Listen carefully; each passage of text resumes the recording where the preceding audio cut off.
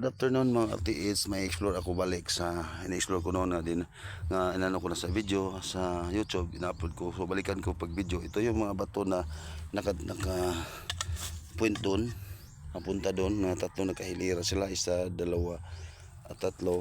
Yan, pointer niya papunta doon, tuturo niya. At saka pointer niya papunta doon. Saka papunta doon ang pointer niya. So picture out natin mga tips para ano natin. Yan.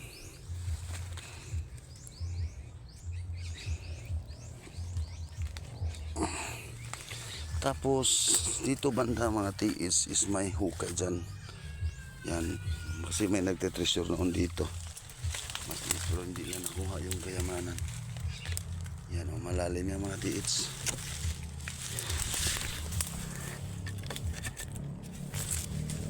Ngayon punta natin yung papunta doon. Ito yung unang in-explore ko, unang binidyo ko. Yan is parang triangle yan, pero tingnan natin yung araw na yan. Yan is papunta yan doon din natamaan nila yung direction niya nito, hindi na nakita to. Doon sila naghukay papuntang east talaga to. Saka ito, kung dito natin titingnan mga tiits, is nagpo-point din yan doon. Ano, pakita natin doon natin. Yan, ito yung na-discover ko. Yan o. Nagpo-point din yan dyan sa may parang heart o. Tsaka may heart dyan. Tsaka letter C. May mga rock formation to. Yan, dito ko nakuha yung biak na jar. Yan dito. Tsaka dito yung kutsilyo. Yan, kutsilyo. Yan ang ano niya o. Yan, yan.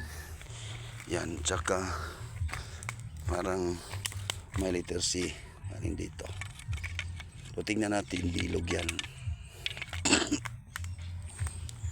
Bilog mo. So pupunta tayo doon.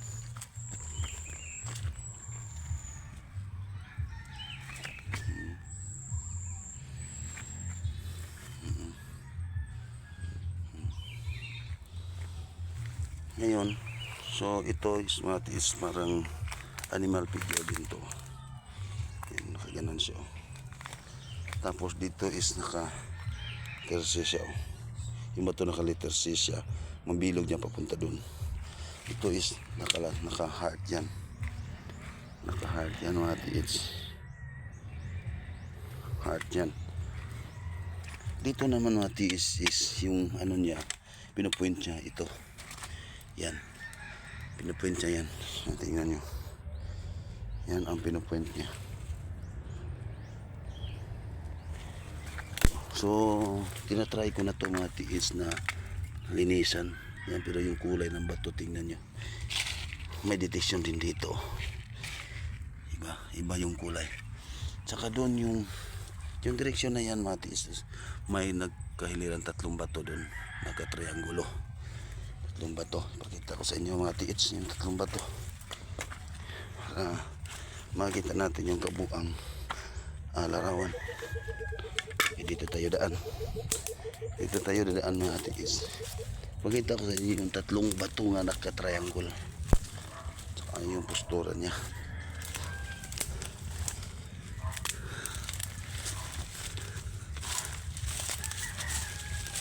Yan ang tatlong bato yan mga tiis. Tatlong bato nga naka-triangle. May detection dyan sa gitna. Yan o. Yan mga tiits.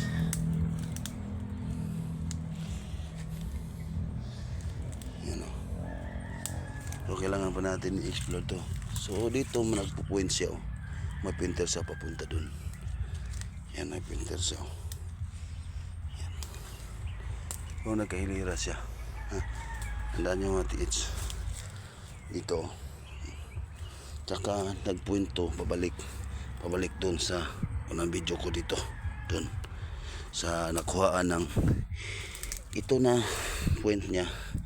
Nagpoint to sa video bato ko na nakuhaan ng biak na dyan, tsaka old na kutsilyo. Ito is paradigo yan, paraligaw yan na bato. is ang direction yan mga tids is north. Yung naka triangle na bato is north direction yun. North direction. Di ba may pointer yung bato na papunta dito? Ito yung tinatamaan niya. Okay, so punta tayo sa north direction. Ano ba to direction na to? Dito is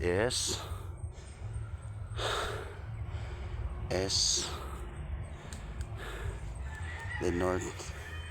Naka 45 degrees yung bato pala naka triangle is naka 45 degrees yan. Okay, 45 degrees yan. Is yung batong isa doon is north.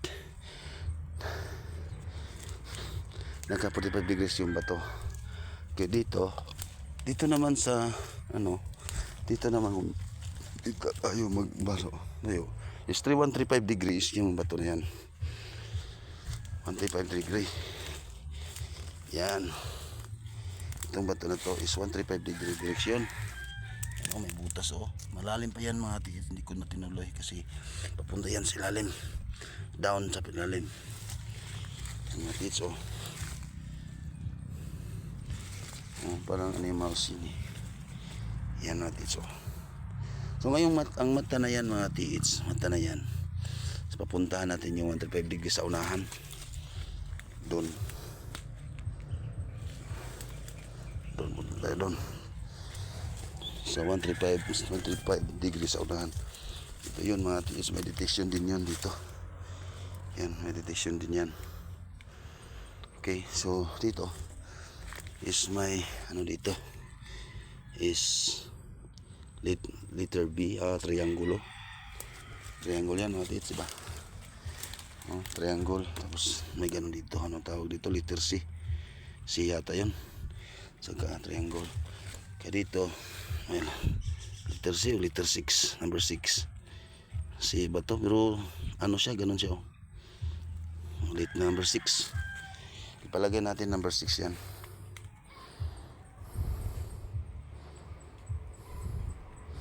Ang tingnan natin dito lang naghinto pero punta talaga dyan. So lagay natin number 6 box of gold bars, 135 degree. Patuloy tayo sa 135 degree mga tiits. Kasi may na-discover pa ako dito na kamanga-manga. Yan. Ano tawag yung tingin yun? Yung tingin yun nandito mga tiits. Parang sabi niya stop na, dito na tayo. Yan o. Yung bato na yan is nagtuturo yan papunta dun. Diyan nakalock point siya dyan. Yung turo niya kung nakalock siya. Tingnan natin mga tiits. Ito. Diba?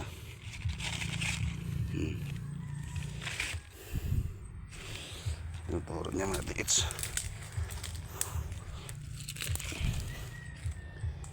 Yan. Yung tawag nyo na bangag na yan. Ang lalim kaya ito mga katiits. Kasi pag lang nakita ko, pero pagkuha ko ng yuta is may butas dito papunta sa ilalim. Malalim yan mga tiits. Lupa pa to. Lupa pa, ang lalim. Ano kaya to? Siguro dito yung giveaways. Sana may giveaways dito mga tiits. Kasi malalim yan. So bala ko ganunin ko dito para makuha ko yung bato.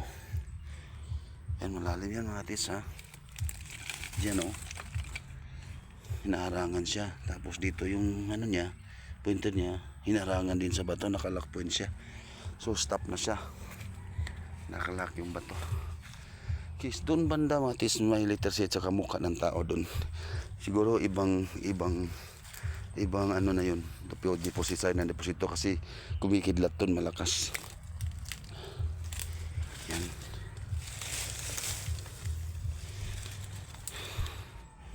Okay mga tiits, yan ang natin, explore natin ngayon. Yan na-discover natin sa karagdagan na treasure marker for Yamashita Treasure.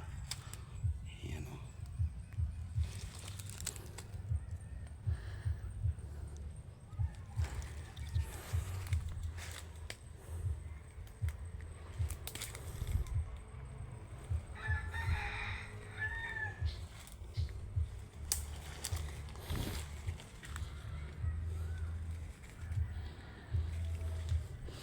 This is 135 degree alignment galing doon. So, yan lang muna. Balik tayo sa main ano natin. Main tissue marker. Doon sa is mga TH, may nakita din ako doon na mukha ng tao. Papunta doon yung papunta doon yung passageway. So, may direction doon papunta doon sa bahay na south. May palaka doon sa kusina namin. Saka yung mata ng tao papunta dito, pabalik. Dito. So, bila nakuha yung mga direksyon mga TH. Yan. Yun ang tinuturo niya doon, heart. Dito, may detection dito mga TH, may detection. Diyan, heart yan. Tsaka heart din yan. Tsaka yan, tinuturo niya yan. Ito is, paglanan ko ng pansin yan. Kasi tinuturo niya eh. Tinuturo talaga niya. Ano?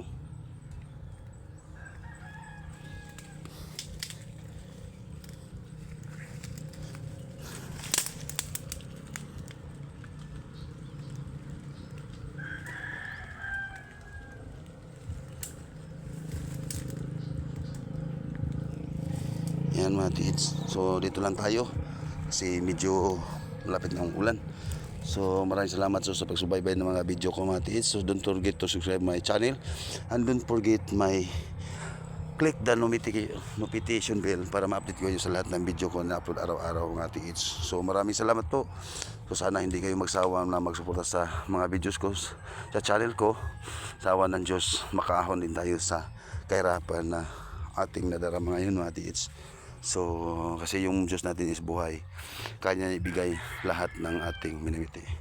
So, sabi ng Panginoon, ibigay ko sa inyo yung sabi niya na ibigay sa atin yung treasure tinago sa kadiliman or sa kangit-ngit. So, ibigay niya sa atin para naman natin magamit at makatulong sa mga mahirap na katulad natin. Tsaka hindi natin pagdamot pag may nakuha tayo. So God bless mga tis at maraming salamat po.